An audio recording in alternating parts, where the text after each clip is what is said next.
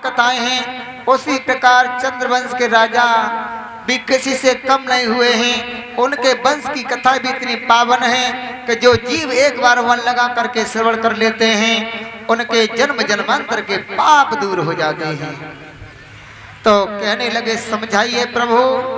उसी समय समझा करके कहने लगे हैं ब्रह्मा के पुत्र हुए हैं अत्रि और अत्रि के पुत्र हुए हैं चंद्रमा। चंद्रमा के पुत्र हुए हैं बुध और बुध के पुत्र हुए हैं पुरर्वा और पुरर्वा के पुत्र हुए हैं आहू।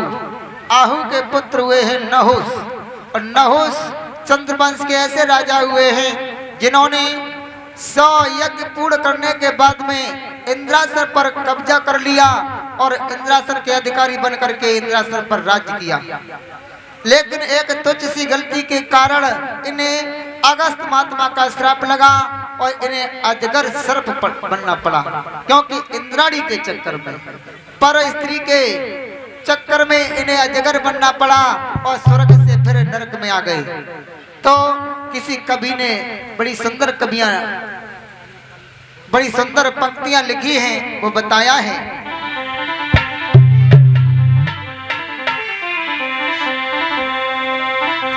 आरे प्रीति करे तो करे मर्द से, नारी से प्रीति करे ना,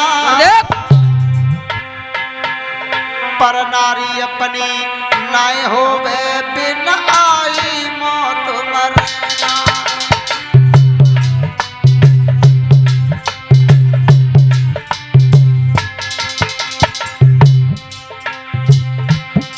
बताया है आज तक के इतिहास में जो कोई पर नारी के चक्कर में पड़ा है वो बर्बाद हो गया है, क्योंकि राजा नहुस इंद्रासन पर बैठ करके इंद्रासन चला रहे हैं, राज्य चला रहे थे, लेकिन इंद्राणी के चक्कर में अजगर सर्प बन गए। तो बताया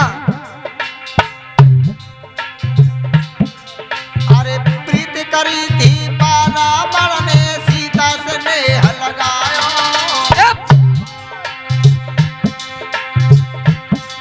अरे प्रीति करी थी रावण ने सीता से नेह लगायो,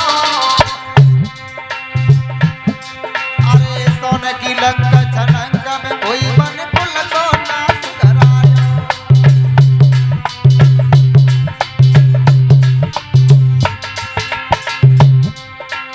आज कहां तक बताएं, कहा नहीं जाता। आगे क्या हुआ, अरे प्रीति करी थी बाबाली ने भैया नारी छिनाई,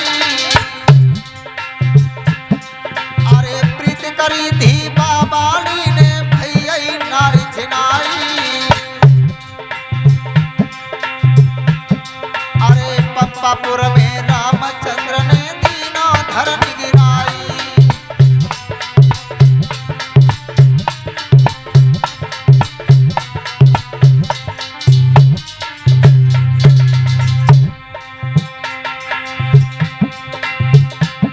अरे प्रीति करी थी मजनू ने लैला से नेह लगायो, अरे प्रीति करी थी मजनू ने लैला से नेह लगायो,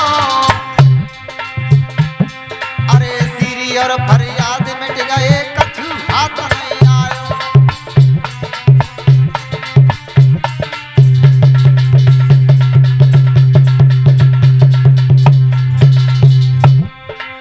मेरी तो समझ में एक बात आई परीक्षित महाराज,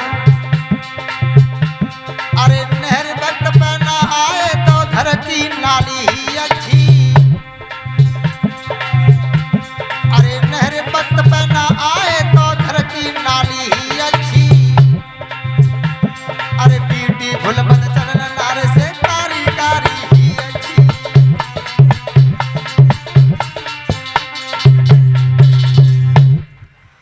तो आज मेरे श्रोताओं, आज इंद्राणी के चक्कर में उन्हें अजगर सर्प बनना पड़ा, लेकिन शर्मिष्ठा के साथ में हुआ।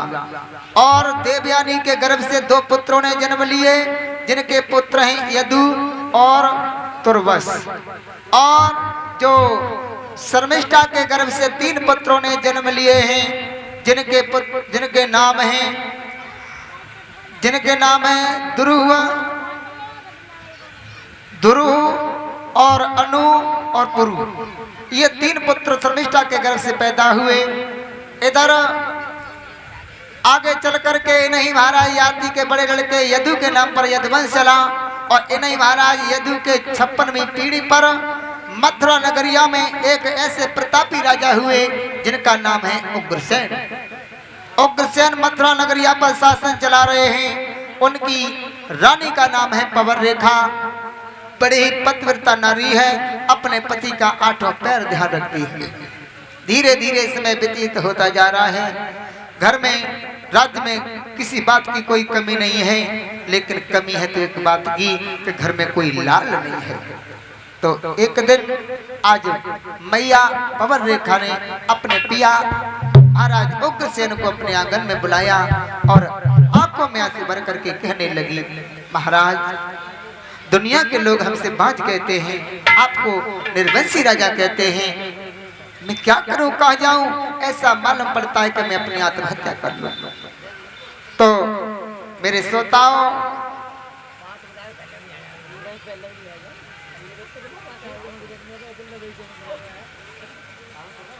इधर कहने लगे महाराज उग्रसेन, महारानी तुम ये क्या कहना चाह रही हो?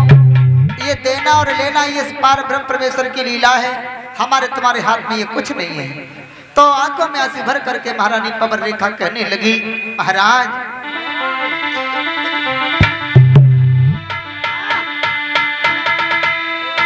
आरे सैया चाहे लाख भारे होई घर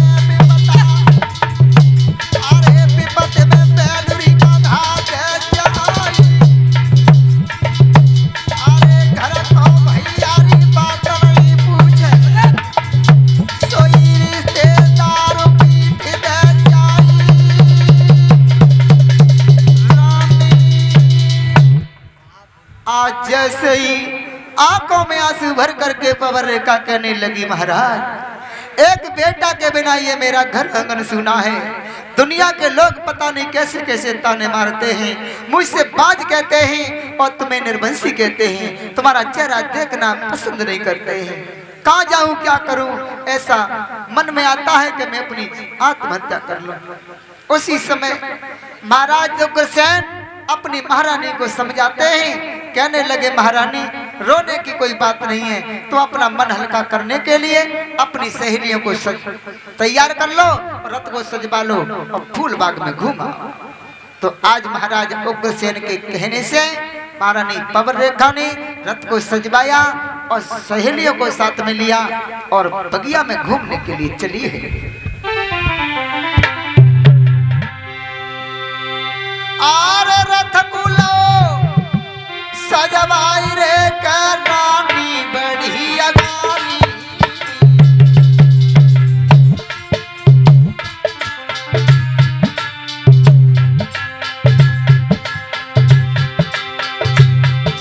और ले सकिया न कोई संगौरे का बगिया में घूमने आई।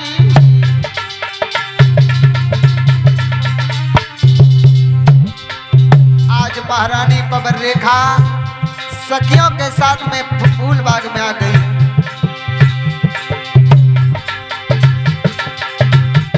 महाराज के रथ के नीचे आई गई नारी और छोड़ के सखियन को रानी तब आगे कदम बढ़ाई।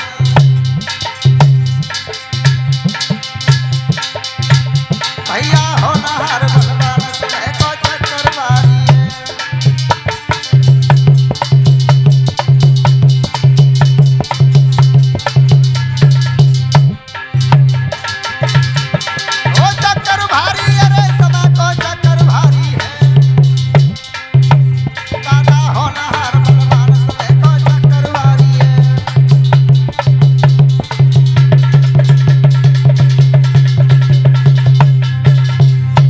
पवर रेखा सखियों को सजा करके रथ पर सवार होकर के चली है फूलबाग में। और जैसे ही नीचे उतरी रथ से तो क्या हुआ, इधर उधर घूमने लगी।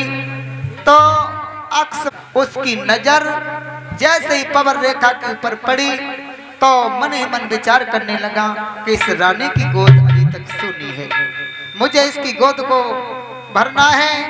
उसी समय दुर्मलिक दैत्य आगे बढ़ा और एकदम उग्रसेन का रूप बना लिया, क्योंकि मन में विचार किया कि अगर इस रूप में हम जाते हैं तो ये रानी पतिव्रता है, ये हमें श्राप दे देगी, भस्म कर देगी।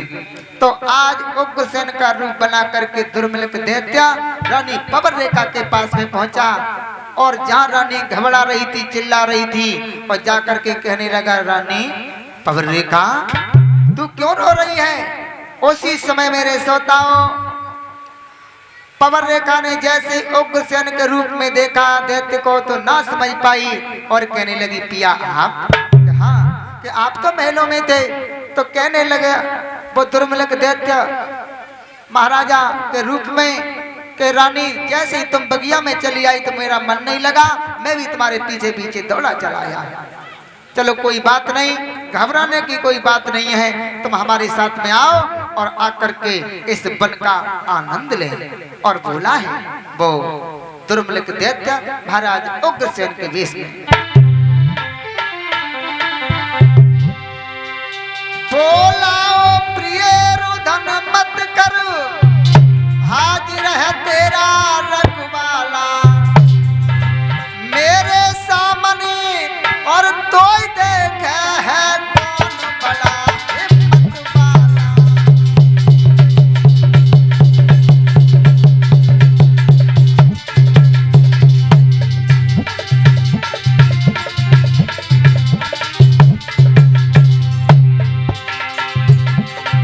मेरे सामने तो देखे है कौन बड़ा हिम्मत वाला।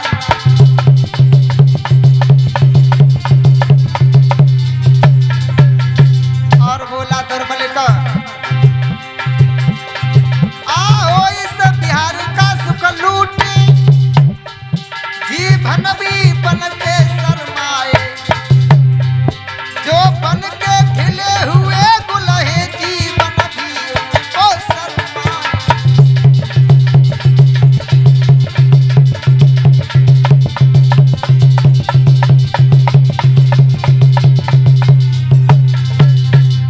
खुले शब्द में जवाब दिया रानी, अरे मेरे सामने मेरे होते हुए तेरा कुछ नहीं होने वाला, और मेरे साथ आओ आहार विहार करते हैं।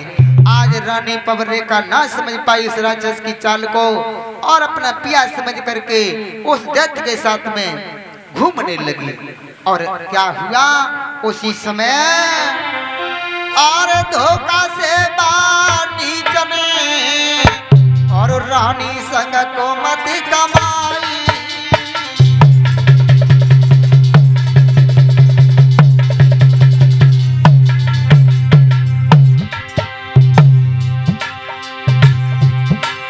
और धोखा से बानी जने रानी संग को मत कमाई।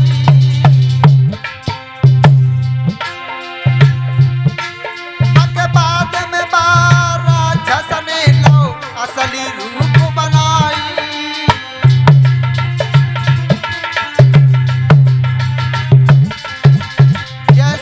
धोखा किया है, असली रूप में आ गया, हंसने लगा। रानी ने देखा, महाराज रानी ने देखो नजर पसारी और घबरा गई रानी, तब मन में कही वचन विचार। पापी तेरो जइए नासपति के भेष में आयो है, पापी तेरो हुई नासपति के भेष में आयो है।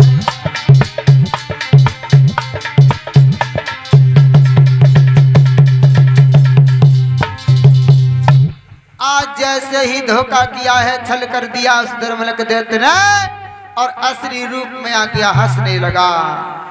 और जैसे ही असली रूप में देखा धर्मलक दैत्य को और आंखें बंद करके कहने लगी, ये क्या हो गया मेरे साथ में। अब तो घुटनों में सिर दिए रानी पवर रेखा रोने लगी और कहने लगी, ओरे नीच, तूने मेरे साथ में अच्छा नहीं किया है, तूने मेरे धर्म को बिगाड़ दिया। अगर मैं पहले जान लेती तो तुझे भस्म कर देती। और रो करके रानी पवर रेखा बोली,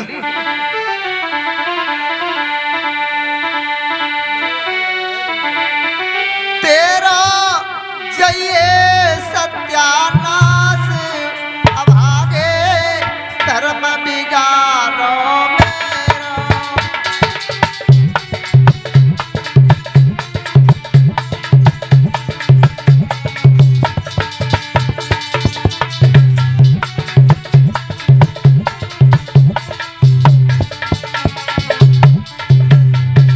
आज रानी रो करके कहने लगी, और नीचे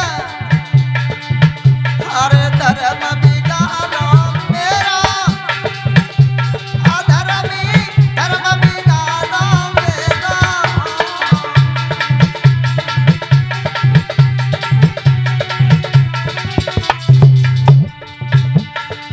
तेरा चाहिए सत्यानाश, अभागे धर्म बिगाड़ो मेरा।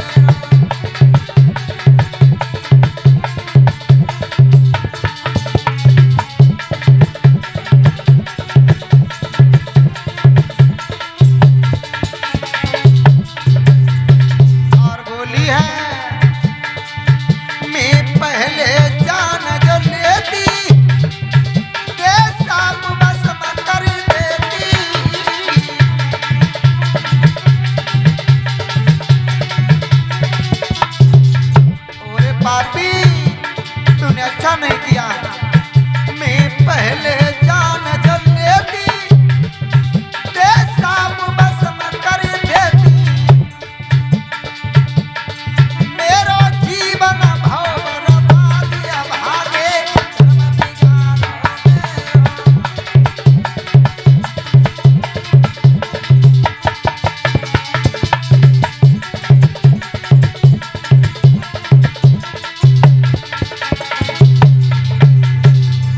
आज रानी पवर रेखा मेरे अंश से तेरे उदर से ऐसा बेटा पैदा होगा जिसका नाम संसार में अमर होगा, वो इतना बलवान होगा, मेरे समान योद्धा होगा, जो जीत न कोई पाएगा। राजा नर की तो बात ही क्या, बस इंद्र हारते जाएगा।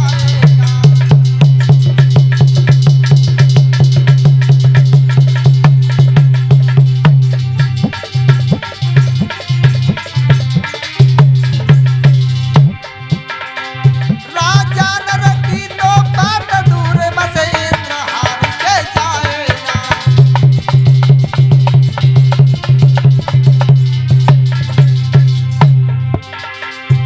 और एक बात कही, ऋषियों मुनियों को ब्राह्मण को ये बेशक बहुत सताएगा, पर ध्यान रहे इतना रानी भगवान के हाथ सुया।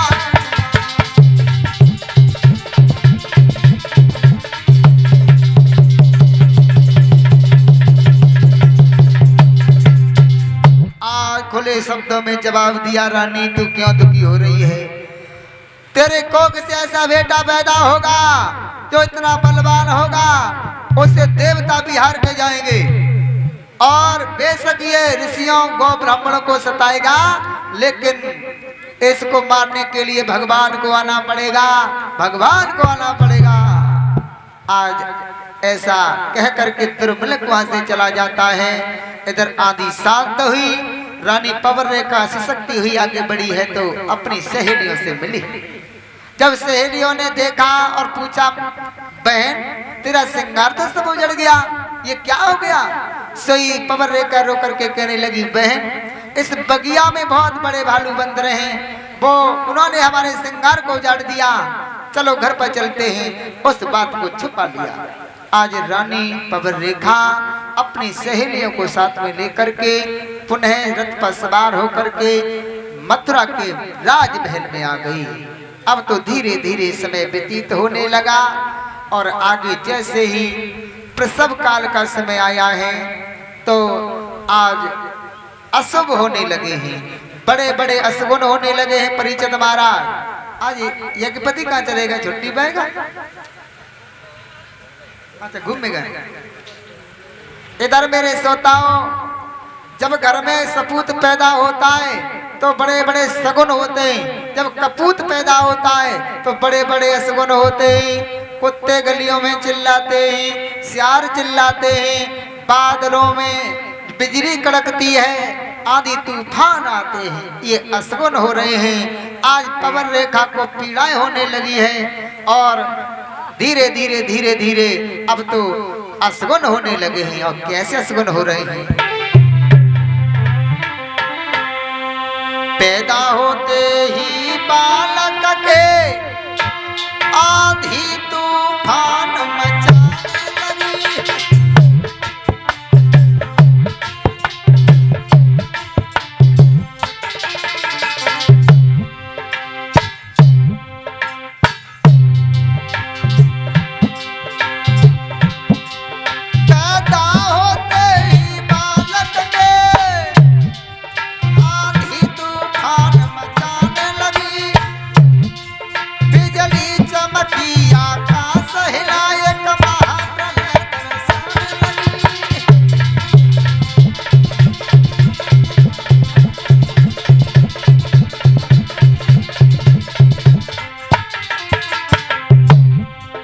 अब तो आकाश में बिजली कड़क रही है, आंधी तूफान चल रहे हैं और क्या हाल है। धन धन करके घन उमड़ उठा, धड़कने लगी धुन धरने की, आया वो बाल तालाबों में हिल गई पार जमुना जी की।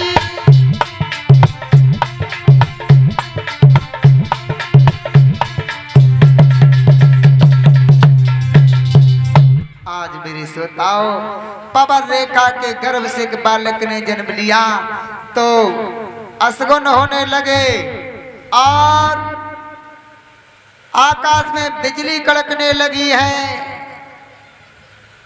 कुकर चिल्ला रहे हैं और सियार चिल्ला रहे हैं और समझ लिया महाराज गुस्सेन ने कि अब तो अनहोनी होने वाली है।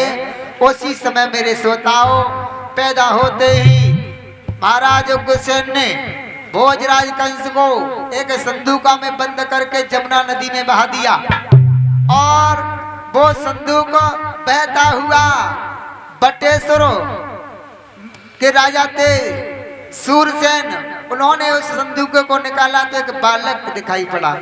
उस बालक को निकाल लिया और कंस का पालन पोषण राजा सूरसेन के यहाँ हुआ और वह तो बटेश्वर से मथुरा में कंस को पहुंचाया गया है। अब तो धीरे धीरे धीरे धीरे कंस समझदार हुआ तो अब तो अत्याचार करने लगा है, अत्याचार करने लगा। अब तो अपने साथ के साथियों के साथ में जाता है और उल्टे सीधे कार्य करता है। एक दिन की बात, कुछ लड़कियां जा रही हैं, दही की मटकिया सिर पर धरे हुए जा रही है तो उस कंस ने रोक लिया उन लड़कियों को रोक लिया और कहा रुक जाओ, एक बात बताओ भैया, क्या पूछना चाहते हो? क्या पूछना चाहते हैं कि तुम्हारी शादी है गई या ना भाई? तो उसमें कुछ लड़कियां कुंवारी थी, कुछ ब्याही थी। तो जिनकी शादी हो गई वो कहने लगे भैया मेरी शादी है गई है। कि कहाँ है गई? तो बोली कि मेरी शादी बरसाने में भई है। कि तेरी शादी कहाँ भई है? कि मेरी वृंदावन में भई है। कि तेरी कहाँ भई है? कि मेरी नंदगांव में भई है। और चौथी लड़की से पूछा कि तेरी कहाँ भई है? कि भैया मेरी ना भाई, मेरी रुक गई है। अच्छा, तो कहाँ पर रुकी है तेरी? के गोकुल में। सोई डंडा हाथ में था, उन लड़कियों को मारने लगा कंस। कहने लगा ओरी अभागियो, क्या मथुरा में लड़का मर गए सो इधर उधर भाग रहे हो? अब तो इतना मारा उन लड़कियों को, इतना मारा कि बेहोश कर दिया। अब तो मेरे श्रोताओ, कंस की शिकायत जो मथुरा के किसान थे लाठी डंडे लेकर के महाराज अग्रसेन के राज दरबार में आ गए और कहने लगे महाराज रक्षा करो, महाराज रक्षा करो। क्या हुआ? महाराज रक्षक ही भक्षक बन जाएगा तो इस प्रजा का हाल क्या होगा? बात क्या है? बात यह है कि तुम्हारे बेटा कंस ने हमारी लड़कियों को इतना मारा है, इतना मारा है कि बेहोश बना दिया। कंस को बुलवाया गया। कंस कहने लगा पिताजी क्या बात है? महाराज अग्रसेन कहने लगे बेटा ये किसान क्या कह रहे हैं, तुमने इनकी लड़कियों को छेड़ा है? कंस कहने लगा मैं क्यों छेड़ूंगा, मैं क्या कोई पागल हूं? मैंने किसी की लड़की को नहीं छेड़ा, न कुछ कहा किसी से। अब तो भोजराज कंस जो मन में आता भाई अत्याचार करता है, धीरे धीरे धीरे धीरे यहाँ तक हुआ। अब तो 20 पट्टा संग में रहते और खुद खाता है, उनके साथ में उनको पिलाता है, शराब पीने लगा, मांस खाने लगा। अब तो अत्याचार करने लगा है कंस। धीरे धीरे धीरे धीरे आगे वो समय आया कि अब तो उग्रसेन अपने बेटा कंस को समझाते हैं लेकिन नहीं मानता और जबरन अपने पिता को कैद में डाल दिया और जबरन मथुरा का राजा बन गया। बोलिए संत समाज की जय हो। धीरे धीरे अब तो मथुरा का राजा बना। अब तो उसके नए नए कानून बन गए। तो पहला धावा किसानों पर हुआ और परिचित हमारा काऊ की सरकार बन जाए, अभी भी देख लो जो काऊ की नई सरकार बने तो पहला धावा किसानों पर पड़ता है। अब तो टैक्स पे टैक्स लगा दिए कंस ने। अब तो बुरा हाल है इस मथुरा नगरिया का। धीरे धीरे समय और व्यतीत हुआ। अब तो अत्याचार करने लगा है। जब अत्याचार करने लगा, मंदिरों में मूर्तियां तोड़ी जाने लगी, गाय काटी जाने लगी, संत महात्माओं को पकड़ पकड़ करके जेल में डालने लगा। और यहाँ तक हुआ कि अब तो जो भगवान का भजन करते हैं उनको भी फांसी पर चढ़ाने लगा। कंस का अत्याचार जब बड़ा है तो मैया पृथ्वी गाय का वेश बना करके ब्रह्मा जी की सभा में पहुंची है और कैसे अरदास कर रही है पृथ्वी माँ।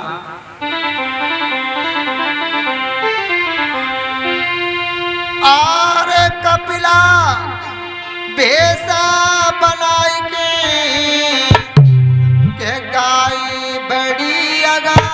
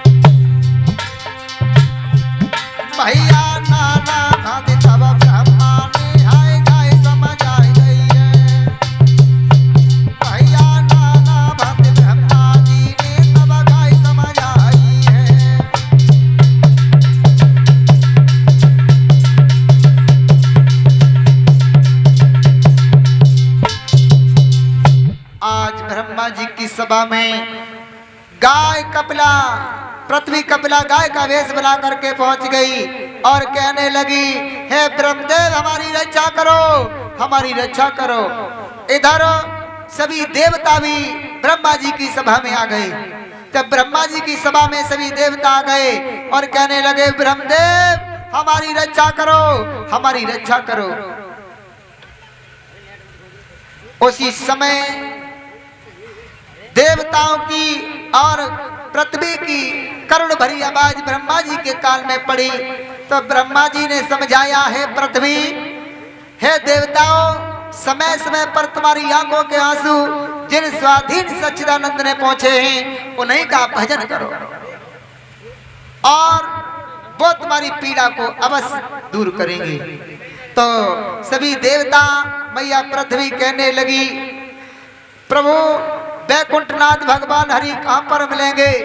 तो कहने लगे ही ब्रह्मा जी, कहे देवताओं, भगवान संसार के कण-कण में व्याप्त हैं, जहाँ कहीं भी प्रेम से उनको बुलाया जाए वहीं पर भगवान प्रकट हो जाते हैं। तो सभी देवता अब तो भगवान का गुणानुवाद करने लगे हैं, भगवान की प्रार्थना करने लगे हैं। और कैसे कर रहे हैं सभी भक्त माताएं बोलेंगी,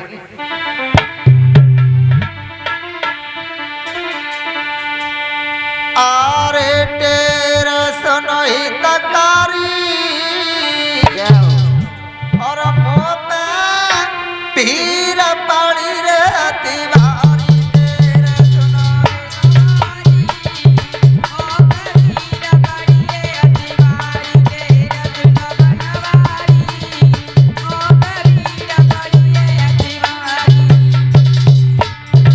अब तो सभी देवता आवाज लगाने लगे हैं, हे प्रभु हमारी रक्षा करो। और बोले, अरे सुखदायक जगत के भगवंता,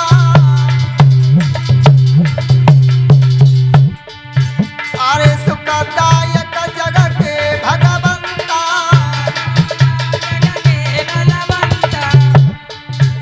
अरे हे प्रिय सिंधु सुता प्रिय कंथा,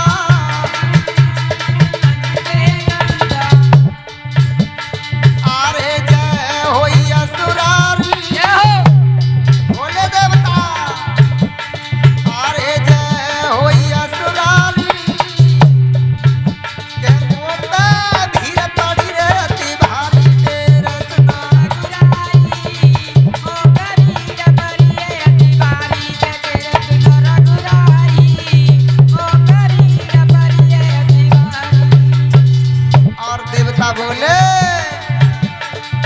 अरे तुम्हारा मरम न जाने कोई, अरे तुम्हारा मरम न जाने कोई, अरे हम पर करो अनुग्रह सोही,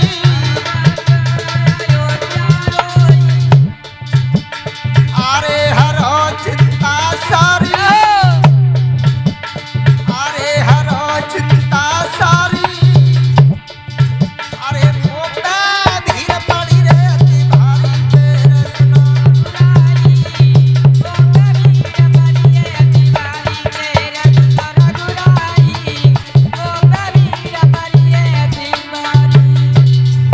सभी देवता आवाज लगा रहे हैं, हे प्रभु, जब जब भक्तों ने तुम्हें बुलाया है तब तब तुमने अपने भक्तों की लाज बचाई है। आप कहाँ हो? आज हम पर आपत्ति है, हमारी टेर को सुनो। तो भगवान के कान में देवताओं की करुण भरी आवाज पड़ी तो आज प्रकट हो जाते हैं और कहने लगे, हे देव क्यों परेशान हो? हे देवगणो, हे मुनि वृंदो, रो रो के हमें रुलाइयो ना।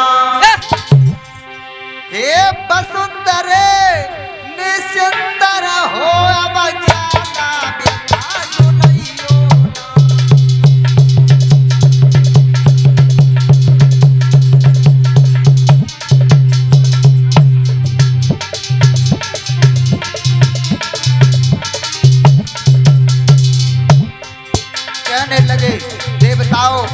अब ज्यादा हमें कष्ट न दो। हमारी बात सुनो, तुम्हें क्या करना होगा। ये वसुंधरा निश्चिंत रहो, अब ज्यादा व्यथा सुनाइयो ना।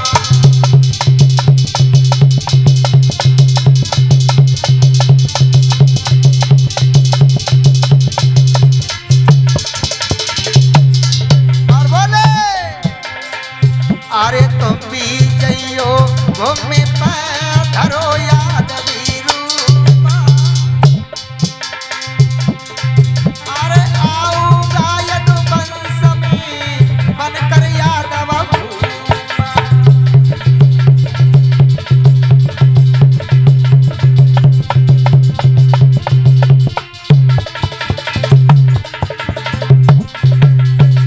खुले शब्दों में जवाब दिया, अरे देवताओं रो रो करके ज्यादा हमें रुलाओ ना। हम तुम्हारी पीड़ा को समझ रहे हैं, हम आने वाले हैं, हम अवतार लेने वाले हैं। तुम एक काम करो, तुम भूतल पर चले जाओ और वृंदावन में, गोकुल वृंदावन में जाकर के कोई ग्वाल बन जाओ, कोई नर बन जाओ, कोई मानव बन जाओ, कोई गोपी बन जाओ, कोई गाय बन जाओ, कोई वृक्ष बन जाओ और जाकर के किसी न किसी रूप में अवतार लो। हम शीघ्र ही ब्रज में अवतार लेने वाले हैं, आने वाले हैं। आज सभी देवताओं को धैर्य धारण करा करके भगवान वैकुंठनाथ अपने धाम के लिए गए हैं और इधर सभी देवता अब तो किसी न किसी रूप में आकर के अवतार लेने लगे हैं भूतल पर। धीरे धीरे समय व्यतीत होने लगा और एक दिन कंस के मित्र जो वसुदेव जी हैं बटेश्वर के, घूमने के लिए आए कंस के यहाँ मथुरा में। तो देवकी की नजर वसुदेव पर पड़ी तो मन ही मन विचार करने लगी देवकी कि काश हमारी शादी वसुदेव जी से हो जाए तो कितना आनंद आएगा। ये दृश्य भोजराज कंस ने देख लिया, क्योंकि भोजराज कंस की चचेरी बहन थी देवकी, जो देवकी को सबसे ज्यादा प्रेम करता था। अन्य जो 6 बहनें थी चचेरी बहन, वो सारी वसुदेव को ब्याई गई थी, केवल अकेली देवकी कुंवारी है। तो जब ये दृश्य देखा तो विचार करने लगा कि अब तो देवकी की शादी करनी होगी। तो वसुदेव को बुला करके कहा कि ये मित्रता अब तो रिश्तेदारी में बदल जाए, कितना अच्छा होगा। तो कहा कि आप जैसा समझो वैसा करो। आज वसुदेव जी वहां से चले जाते हैं। इधर सोच समझ करके भोजराज कंस ने आज बटेश्वर के राजा सूरसेन के लिए पत्र लिखा। और कैसे लिख रहा है,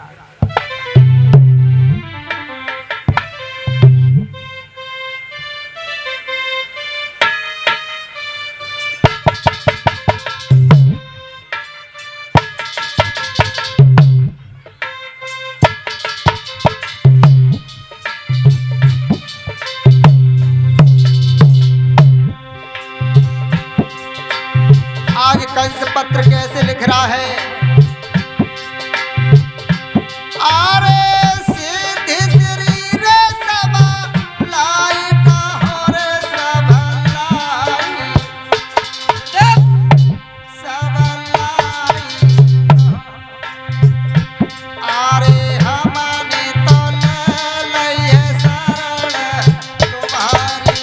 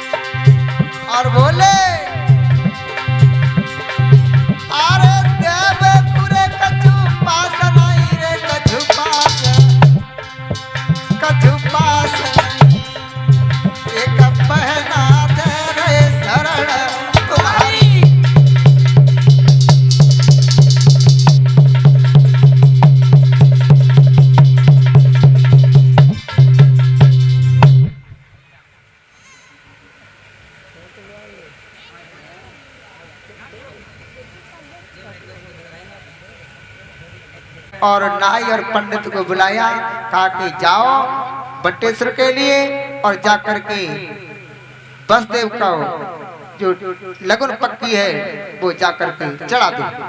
पत्र लेकर के नाई पंडित चले हैं और जाकर के धीरे धीरे बटेश्वर में पहुंचे और पत्र दिया और जाकर के लगन पक्की चढ़ा दी। इधर शादी की तिथि पक्की हुई महाराज। धीरे धीरे समय व्यतीत हुआ।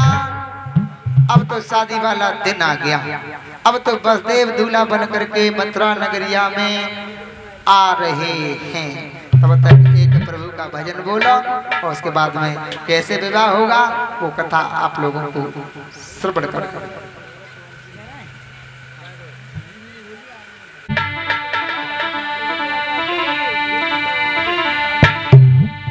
आरे गया बबन कैसे पीनो, अरे सामरिया अरे कटो जमुना को पानी।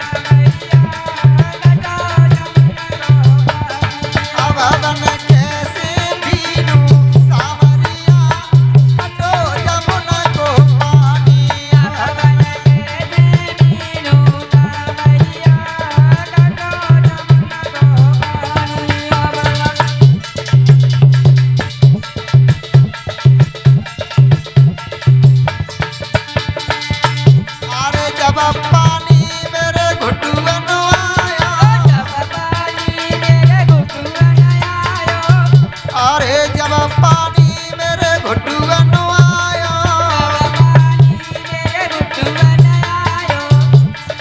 अब मेरी साड़ी भीगे सामरिया कटो जमुना को पानी, अब मेरी साड़ी भीगे सामरिया कटो जमुना को पानी, अब मेरी साड़ी भीगे सामरिया कटो जमुना को पानी।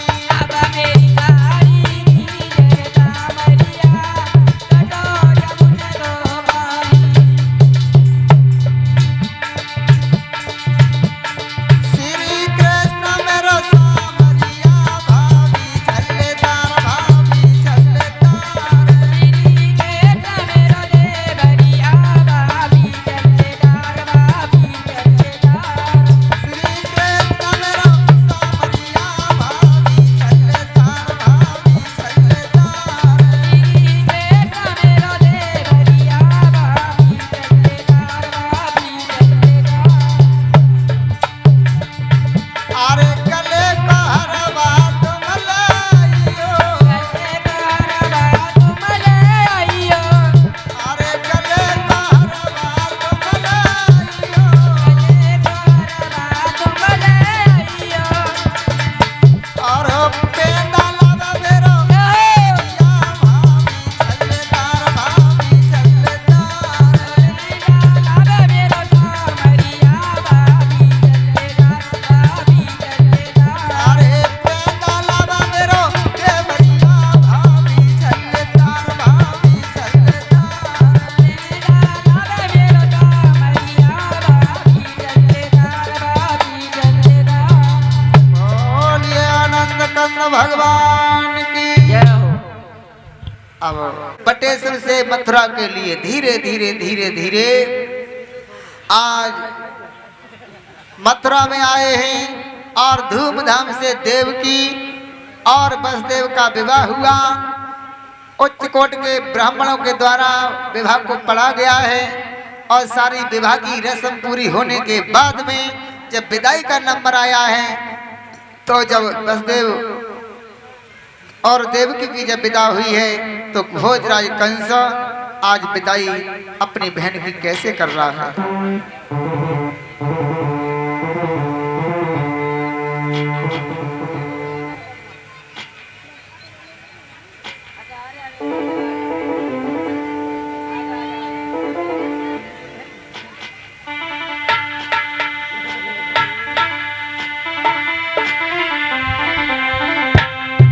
आज देवकी की जब विदा होने लगी है तो आज मैया देवकी आज अपनी सहेलियों से आज गले से लग करके रोने लगी, आज मैया से लग करके रोने लगी।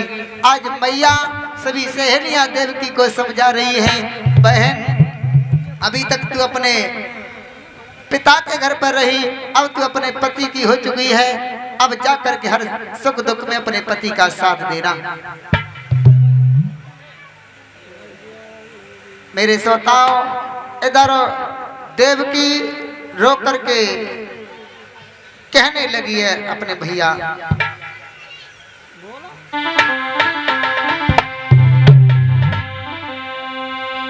अरे काहे को भेज रहो विदेशा ओ भैया, अरे काहे को भेज रहो विदेशा ओ भैया।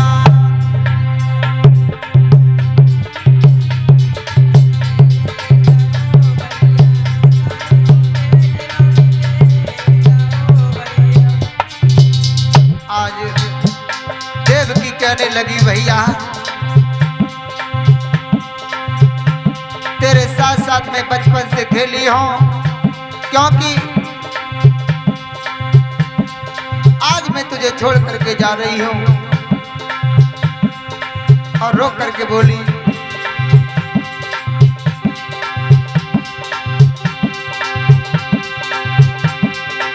बालापन में तेरे संग संग खेली,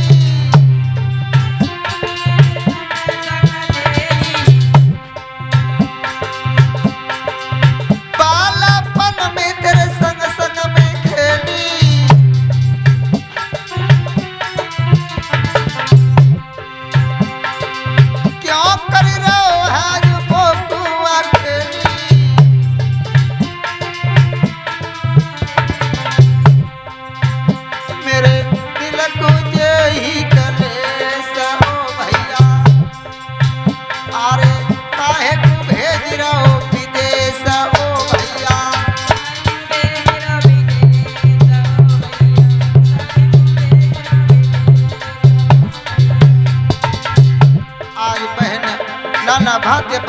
राजा कंस के छाती से लग करके रो रही है और बोली,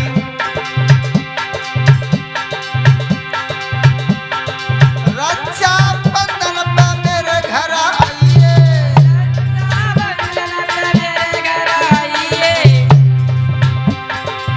रक्षा बंधन पे मेरे घर आइए,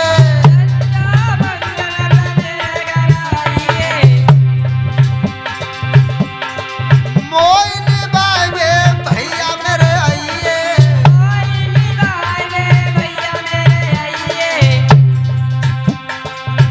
ओ पेंद्र को यही उपदेश ओ भैया, अरे काहे को भेज रहो विदेश ओ भैया।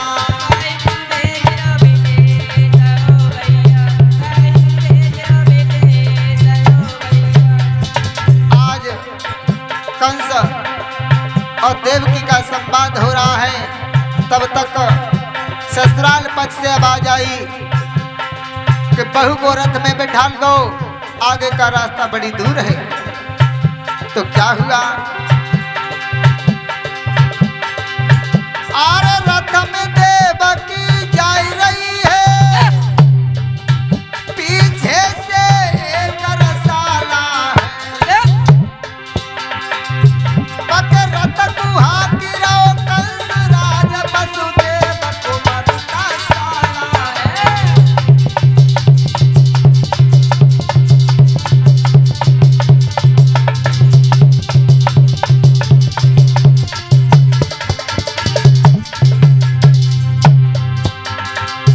पकड़त कुहा गिरो कंस राज वसुदेव कुमार का साला है।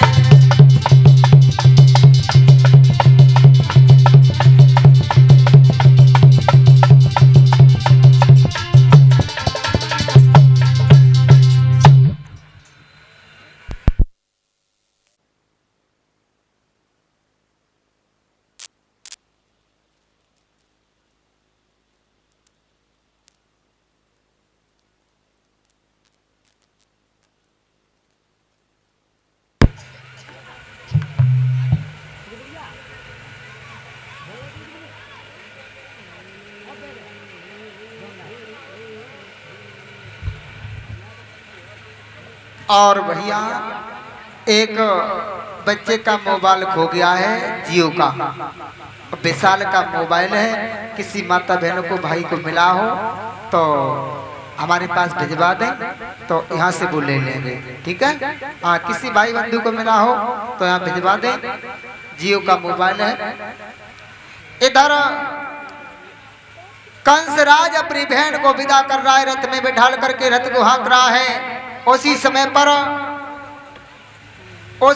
पर आकाशवाणी हुई, ओ भोजराज कंस, तू इतनी खुशी खुशी अपनी बहन की विदा कर रहा है, इसी का 8वां पुत्र तेरा काल होगा, तेरा काल होगा, तेरा काल होगा। जैसे ही आकाशवाणी सुनी है भोजराज कंस ने, तो आंखें फटी की फटी रह गई, ऊपर की तरफ देखने लगा, पुनः आकाशवाणी होने लगी, ओ भोजराज कंस, जिस बहन की तू बड़ी खुशी से विदा कर रहा है, उसका 8वां पुत्र तेरा काल होगा, तेरा काल होगा, तेरा काल होगा। और जैसे ये शब्द सुने हैं, भोजराज कंस आग बबूला हो गया और हाथ में तलवार लेकर के और देवकी के केसों को पकड़ लिया और खींच लिया रथ के नीचे से और बोला, आज इसे मैं जिंदा ही नहीं छोड़ूंगा जो मेरा काल पैदा हो जाएगा। और क्या हुआ, और दाती भीष के कंस ने तलवार हाथ उठाई,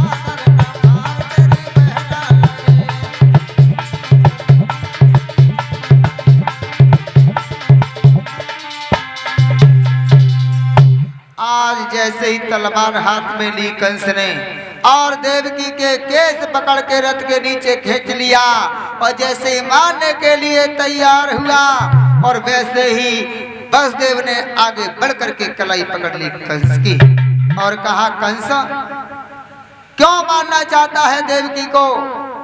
तो आज कंस कहने लगा कि आकाशवाणी नहीं सुनी? अरे अभी आकाशवाणी हुई थी कि इसका 8वां पुत्र तेरा काल होगा, तेरा काल होगा, और इसलिए मैं इसको जीवित नहीं छोड़ूंगा, जो मेरा काल प्रकट हो जाएगा। उसी समय हाथ जोड़ करके वसुदेव कहने लगे, महाराज एक बात बताओ, क्या तुम्हें देवकी से डर है या इसकी संतान से? तो कंस कहने लगा, इसकी संतान से। उसी समय मेरे श्रोताओं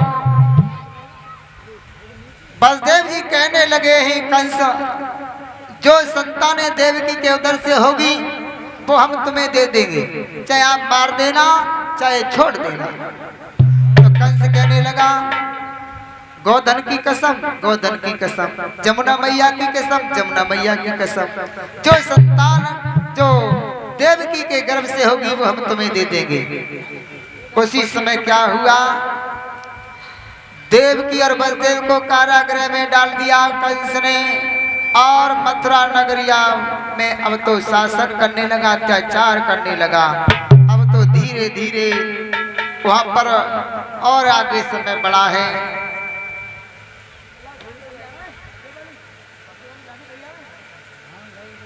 जाके तैयार है महाराज? रिंकू कोई है?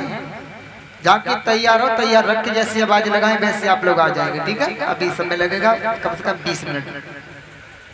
इधर मेरे श्रोताओं धीरे धीरे अब तो कारागृह में समय काट रहे हैं वसुदेव और देवकी। अब 2 वर्ष बाद देवकी के गर्भ से एक बालक ने जन्म लिया। जब देवकी ने एक बालक को जन्म दिया है और जब बालक को जन्म दिया तो मैया देवकी बड़ी खुश हुई। उसी समय वसुदेव कहने लगे हैं, हे देवकी इस बालक को हमें दो और ये इस बालक पर हमारा तुम्हारा कोई अधिकार नहीं है, ये कंस का भोजन है। और जैसे कंस का नाम याद आया तो मैया देवकी बड़ी तेजी से रोने लगी और कहने लगी, मैं कितनी अभागिन हूँ, आज मैं अपने बालक को अपना स्तनपान भी नहीं करा पा रही हूँ। उसी समय रोने लगी, अपने लाला को अपनी छाती से लगा करके मैया देवकी रोने लगी है। इधर वसुदेव जी समझा रहे हैं और बोले,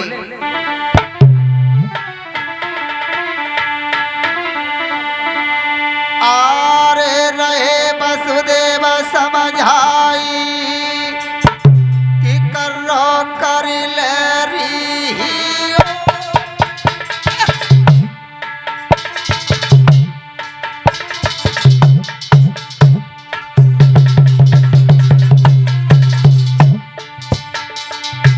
आरे चलो सवार में गाड़ी बैठाने जन्मना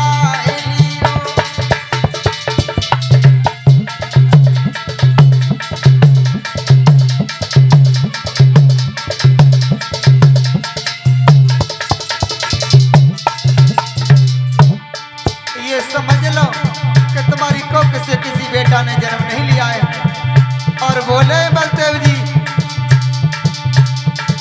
आरे लिखो जो ब्रह्मा ने लिखो, आरे लिखो जो ब्रह्मा ने लिखो, अरे सोई हुई रहना कोई मिटवैया देखो, सोई हुई रहना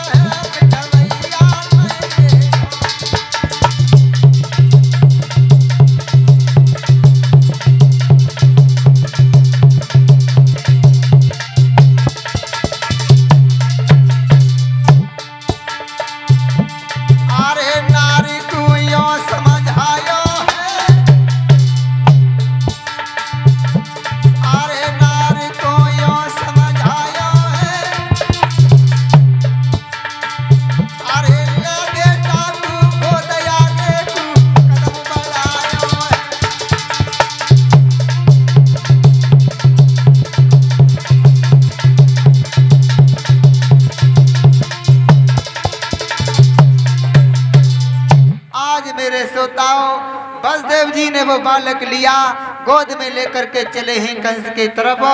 और जैसे ही वसुदेव चले तो मैया गैया की तरह रभाने लगी। जिस तरीके से एक गाय से बछड़ा अलग किया जाता है तो बछड़े के लिए गाय तड़पती है, उसी प्रकार मैया देवकी अपने बच्चे के लिए तड़प रही है और रोने लगी, कहने लगी आज मैं कितनी अभागिन हूँ जो आज मैं अपने बच्चे को भी अपना स्तनपान नहीं करा पा रही हूँ। और रोती हुई बोली आज मैया देवकी लेके वसुदेव लाखों मथुरा चले, माँ की ममता खड़ी की खड़ी रह गई।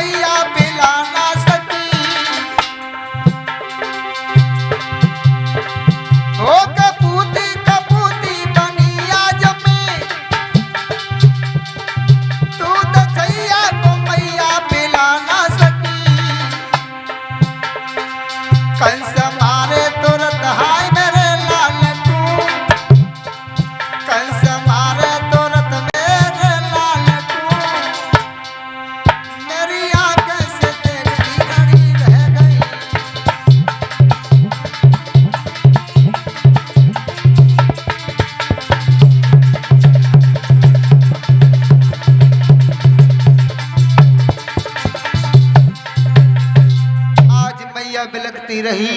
वसुदेव उस पुत्र को लेकर के धीरे धीरे कंस के दरबार में पहुंच जाते हैं। जब पहुंचे हैं और कहा महाराज ये देवकी का पहला बेटा है, मैं आपके पास में लाया हूँ। और भोजराज कंस ने अपने उसे बच्चे को गोद में लिया और कहा वसुदेव इस बच्चे ने मेरा क्या बिगाड़ा है? अरे मेरा काल तो 8वां बालक है, मैं 8वें बालक से पैर रखता हूँ, मैं उसको नहीं छोड़ूंगा, इसको ले जाओ। तो आज वसुदेव जी ने वो बालक लिया और खुशी खुशी वहां से लौटे हैं और तेजी से कारागृह में आए और देवकी से कहने लगे देवकी तेरा भैया बहुत अच्छा है, तेरे बालक को लौटा दिया है। और जैसे ये शब्द सुने मैया देवकी ने तो आज कहने लगी देवकी कि मेरी उम्र भी मेरे भैया को लग जाए, आज मेरे भैया ने मेरे बच्चे पर दया की है। आज देवकी अपने बेटा को अपना स्तनपान कराने लगी है, अपना प्यार दर्शा रही है। तब तक हुआ क्या, देवताओं ने विचार किया अगर कंस को ऐसे ही दया आती रही, मैया तो अपने लाला को खिलाती हुई खुश हो रही है जेल में। और देवताओं ने विचार किया कि ऐसे ही कंस को दया आती रही तो भगवान को आने में देरी होगी। उसी समय नारद को भेजा और कहा जाओ उल्टा पाड़ा पड़ा के आओ। तो नारद चले और धीरे धीरे भोजराज कंस के दरबार में आ गए और कहने लगे भोजराज कंस कैसे हो? और जैसे ही कंस ने नारद को देखा तो आसन पर बैठाना और पूछा बाबा जी आप बड़े दिनों में आए हो? तो नारद कहने लगे हम तो संत ही, संत का काम ही घूमना फिरना होता है। उसी समय नारद कहने लगे सब कुछ कुशल तो है, और हाँ उनका क्या हुआ, वसुदेव देवकी जो कारागृह में पड़े थे उनका हुआ क्या, वो सारी बात मालूम ही थी, लेकिन घुमा के अपनी बात सीधी नहीं रख पा रहे हैं, घुमा के बात कह रहे हैं। कहने लगे उनका क्या हुआ, तो कंस बोला हाँ महाराज अभी अभी वसुदेव आए थे थोड़ी देर पहले, हमारी बहन देवकी के गर्भ से पहला बालक पैदा हुआ था, वो लेकर के आए, तो फिर तुमने क्या किया कि हमने तो छोड़ दिया, क्यों, इसलिए कि हमारा काल तो 8वां बालक है, इससे हमें क्या मतलब। तो नारद ने का फूल लिया और कहा है नारद ने कहा कंस इस फूल को देखो, इस फूल में क्या पंखुड़ी है, तो कहा कि 8, तो गिनना, तो आज नारद ने कंस को फूल पकड़ाया और कहा 1 2 3 4 5 6 7 8। अब इधर से गिनना 1 2 3 4 5 6 7 8। अब 20 से गिनना 1 2 3 4 5 6 7 8। अब इधर से गिनना 1 2 3 4 5 6 7 8। अब जा मुझे बताओ कौन सी पहली है कौन सी 8वीं है। सोई कंस की बुद्धि चकराई गई, विचार करने लगा इसमें तो सब पहली है और सब 8वीं है, तो यही मान ले, हो सकता है देवताओं की चाल हो, 8वां बालक पहले बालक के रूप में आ गया हो। सोई उसने क्या किया, तलवार ली और चला है जेल की तरफ, और जैसे ही पहुंचा जेल में तो मैया देवकी अपने लाला को खिला रही है। आज कंस को देखा, कहने लगी भैया प्रणाम, तो प्रणाम ना ली और जबरन गोद से छीन लिया उस बालक को, पैर पकड़े और जैसे दीवार में मारा तो चिथड़े के चिथड़े उड़ गई। आज चिथड़े के चिथड़े हुए हैं। आज एक माँ के सामने उसका बेटा मारा गया। आज मैया गैया की तरह रवाने लगी है, कहने लगी बेटा आज मैं कितनी अभागी हूँ जो मैं तेरे प्राणों की भी रक्षा नहीं कर पाई, आज मैं मजबूर हूँ। आज कंसों से चला जाता है और मैया का बुरा हाल है रो रो करके, और बताया है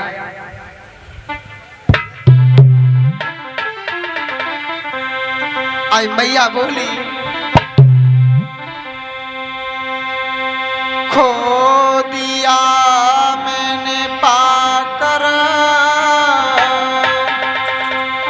किसी को,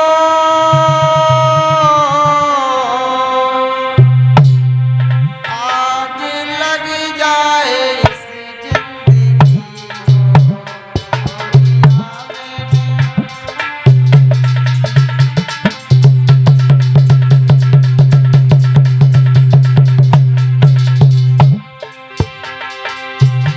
आज बोली देवकी मैया खो दिया मैंने पाकर किसी को,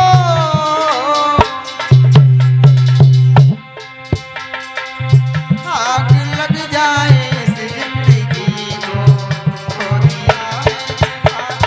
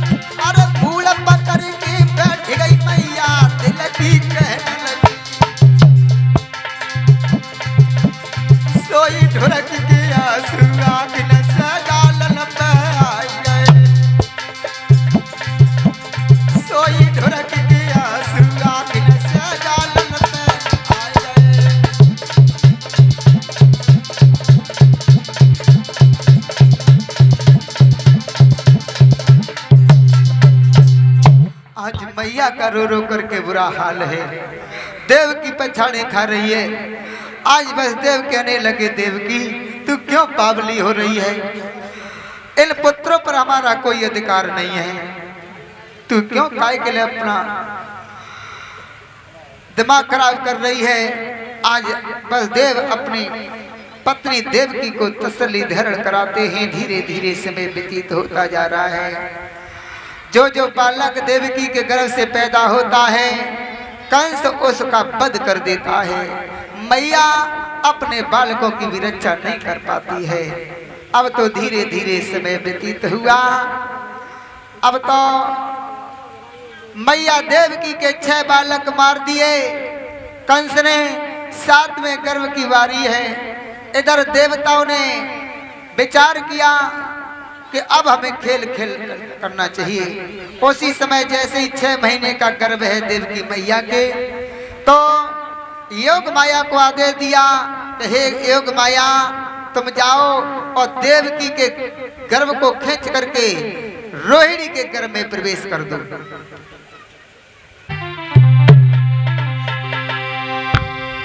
मोई लगी रही भारी प्यास, पिबाई देव पानी।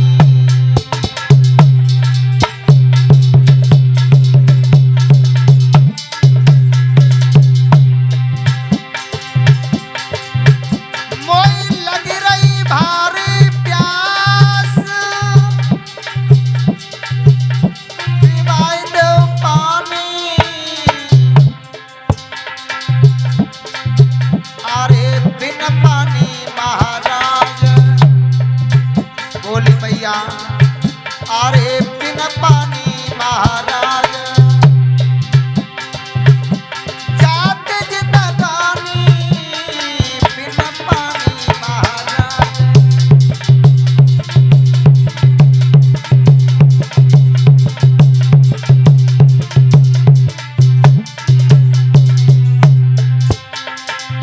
और बोली, अरे जेल में दिखत नाय पानी रे, जेल में दिखत नाय पानी।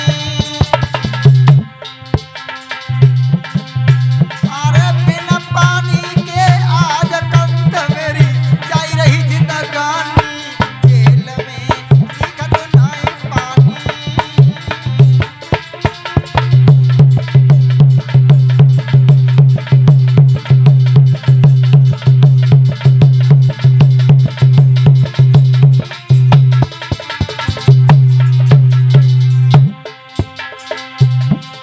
भक्तो विधि गति परम्पार, हरि लीला काहुने नाय जानी।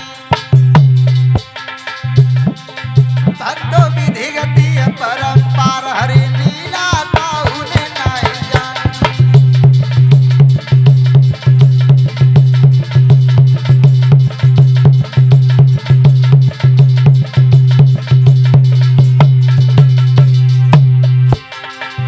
अरे काहुने नाय जानी, होती उपेंद्र तू है रानी। भक्तो विधि गति परम्पार, हरि लीला काहुने नाय जानी।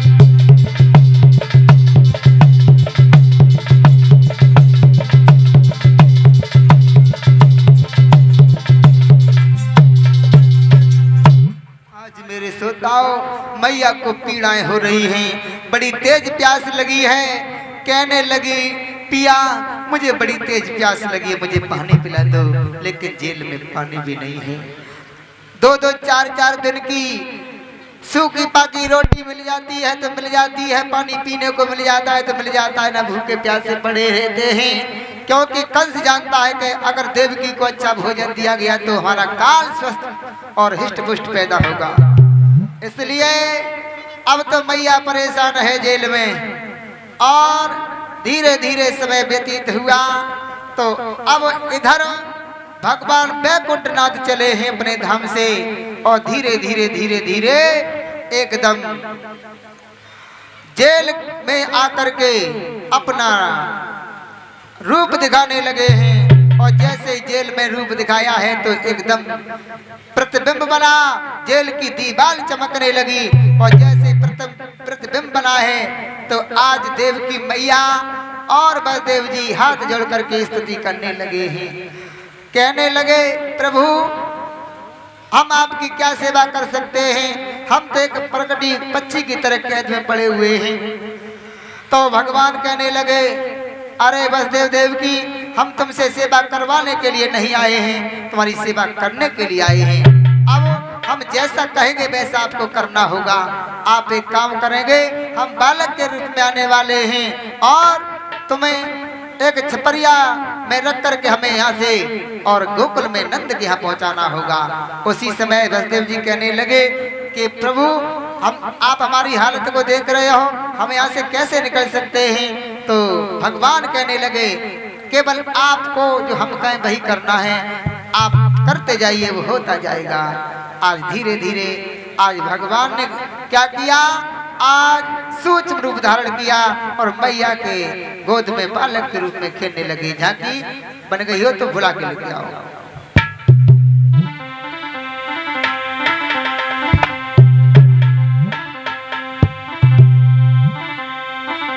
इतने में ही जेल की तब चमक उठी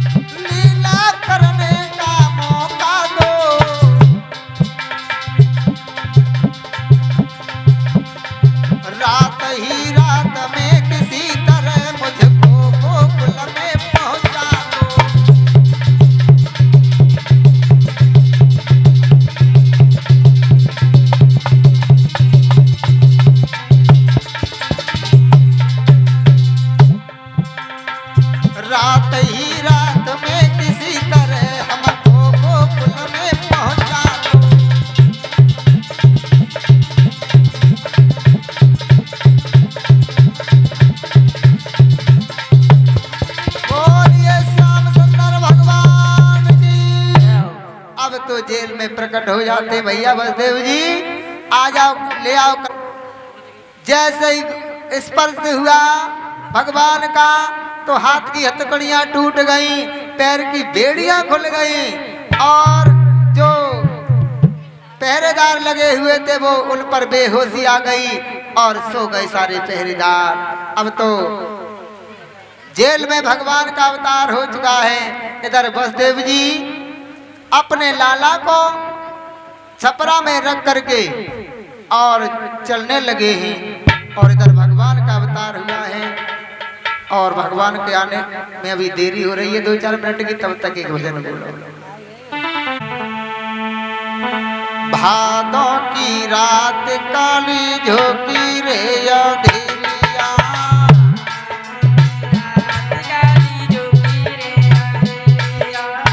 भादों की रात काली झोंकी रे अंधेरिया, पाया जब कमाल जाया देवकी ने लाल देखो जेलन में, भादों की रात काली झोंकी रे अंधेरिया।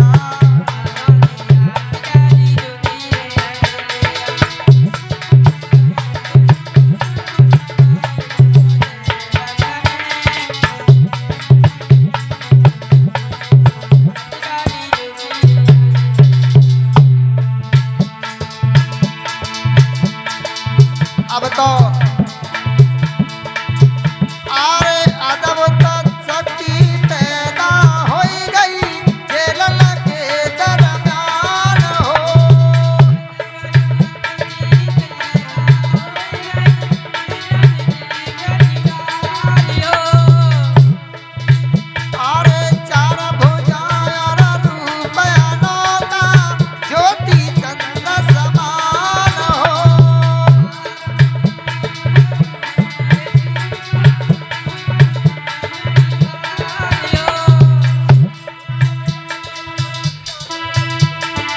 और कोई माता बहनें गुलाल नहीं फेंकेगी क्योंकि बच्चे की आंख में गुलाल न पड़े।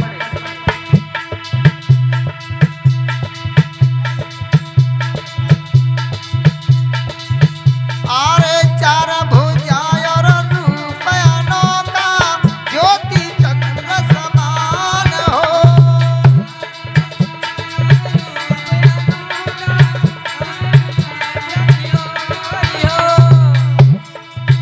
आरे हाथ चक्र और ध्वजा विराज। आरे नैन कमल समान हो। गल में जंती माला कानन में मोदरिया। गल में जंती माला कानन में मोदरिया। माया जब कमाए जगती के लाल जेल में।